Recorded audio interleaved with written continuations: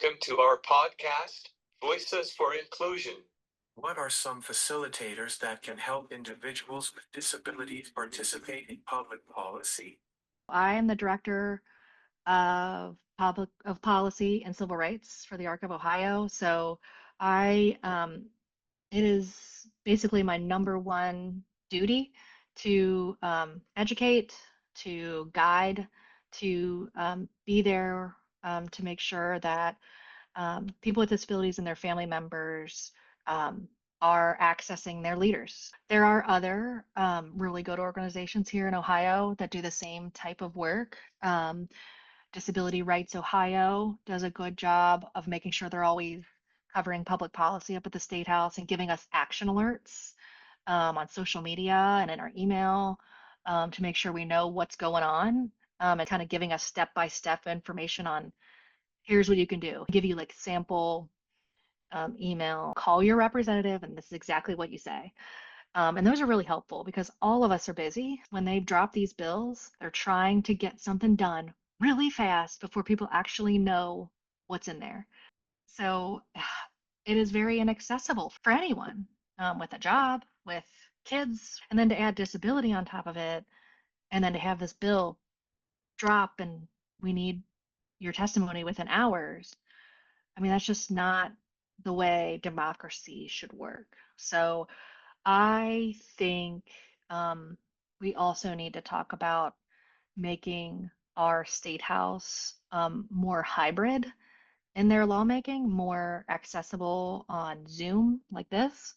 Why can't you guys give your testimony over Zoom? But we need to be able to participate in our democracy. You know, during COVID, we did some of this stuff online.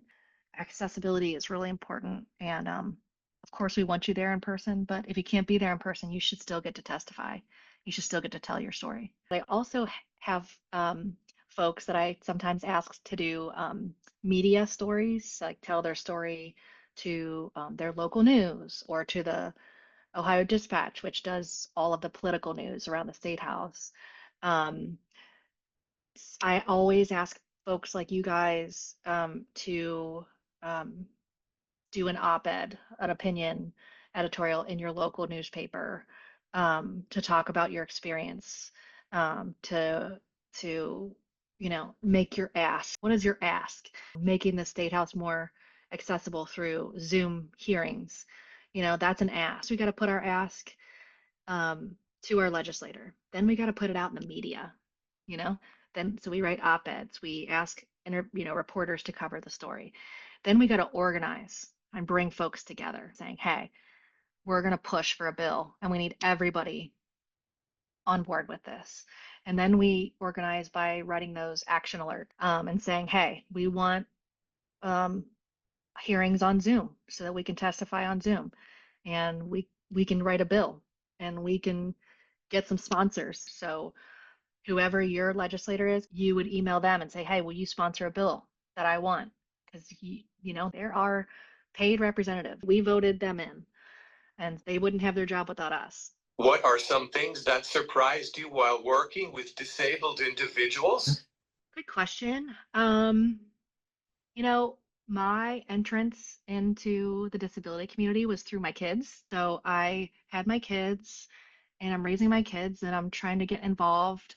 And I joined the Autism Society and started going to the adult support group there to hanging out with some adults in the autism and Down syndrome community. And that was a game changer for me. It really made me think about um, how I really needed to listen and watch and observe my son and give him like space to just be himself. Go to children's and you go to speech therapy and you go to OT and PT and all the things, and you kind of get on this medical journey.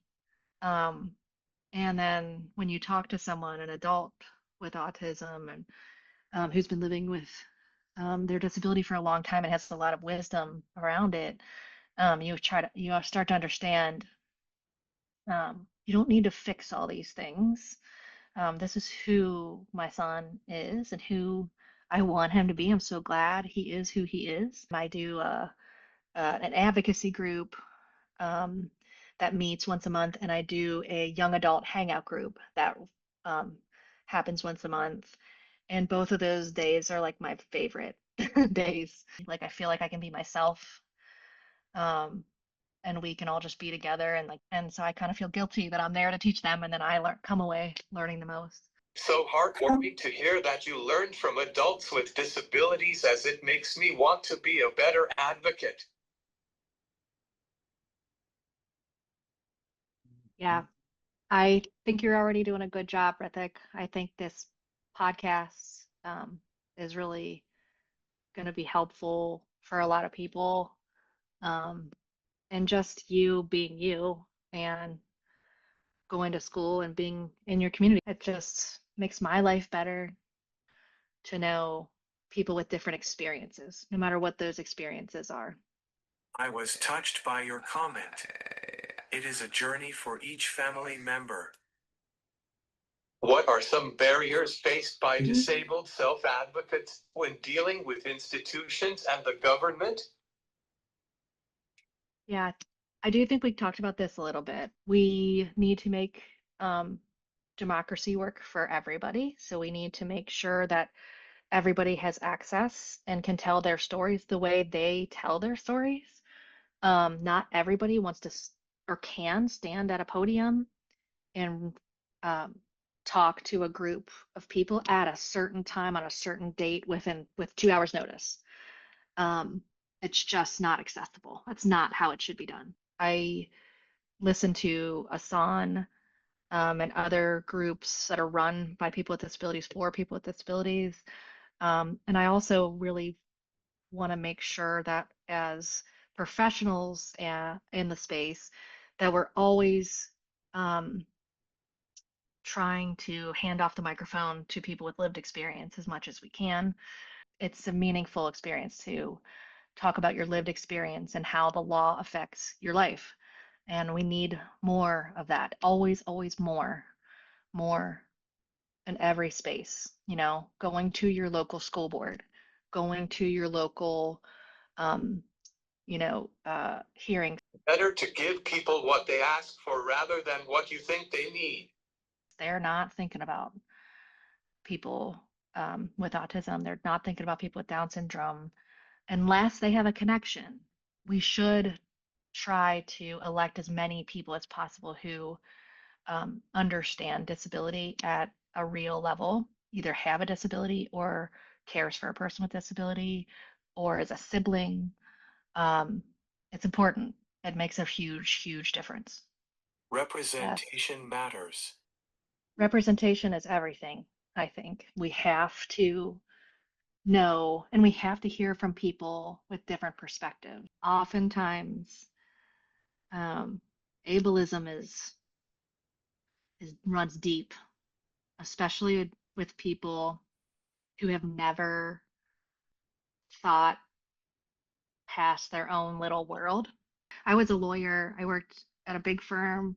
I had my baby. I was like, we're going to put him in daycare and we're going to move on and keep doing this career, climbing up the ladder. And my husband's doing the same thing. And, you're trying to reach all your goals you have. And then I was in this situation where I had Evie and she needed heart surgery. A lot of people with Down syndrome need heart surgery. And my son was in daycare, but was having a hard time at daycare. And so I stayed home with them for 6 years, stay at home mom, which was a curveball to me. But it changed my perspective on everything.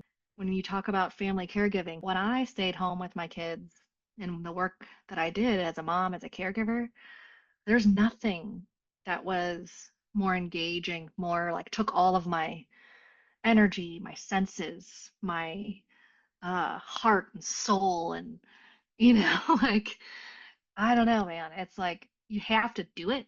You have to be there um, to understand how important it is. We have a really tough, like weird way of looking at care in this country, and it's because there's not enough people doing it.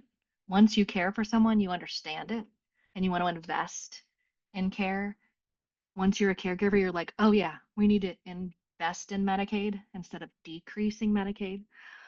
But there's just too many people that don't do it.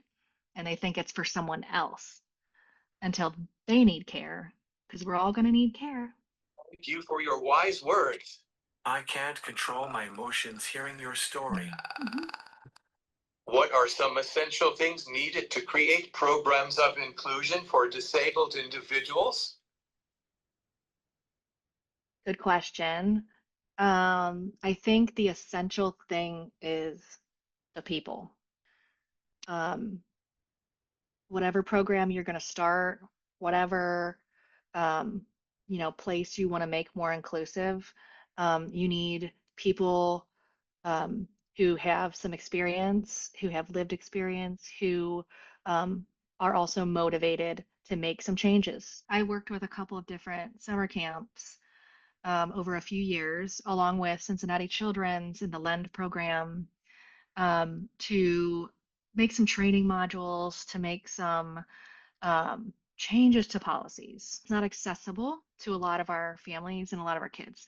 And so, while even if I found a place that was like, yes, we want to have kids of all abilities come to our camp, they weren't really willing to change how their camp was. Oh, we love doing this one activity that lasts 4 hours and everybody does it at the same time. And I'm like, no, like we need breaks. We need shade. We need indoor air conditioning. If you have folks that are motivated and are all in and are willing to make some changes and but they sometimes need to see what that change would look like, So I started a pilot program where I got some money from the Department of Developmental Disabilities, like a grant, and so I was able to hire some like one-on-one um, uh, people basically that were going to college for special education or for different things in the disability field. And they were able to then take on more of our kids who have higher support needs. If we bring the kids and we give you support, you will see that this is not only doable, but like makes your camp better in every way. And guess what? It did. Camp counselors were coming to me saying, I want to work with more kids with disabilities. This was my favorite week having this child here with me. Summer camps at Camp Campbell Guard are some of my favorite memories. The counselors were awesome. What do you think each of us can do to make the world more inclusive? Oh, Kenta, so many things. This podcast is going to make our world more inclusive. Um, your representation, um, your communication, um, seeing more people letterboard, seeing more people use their um, AAC devices out in the world is really important. The more we can, you know, make things that are universally designed. So if we don't make the community that we live in accessible and inclusive, um, we're not like helping people become like who they want to be and giving them all the experiences they need. I am lucky to have so many great opportunities to be who I am. Now you're making me emotional, Kenta. Cannot agree more, my friend. Is there anything else you would like to add or share? Just so clear how much you guys care about each other, and I'm just glad you guys are doing this together. I'm really lucky to have this opportunity in my life, to have the job that I have.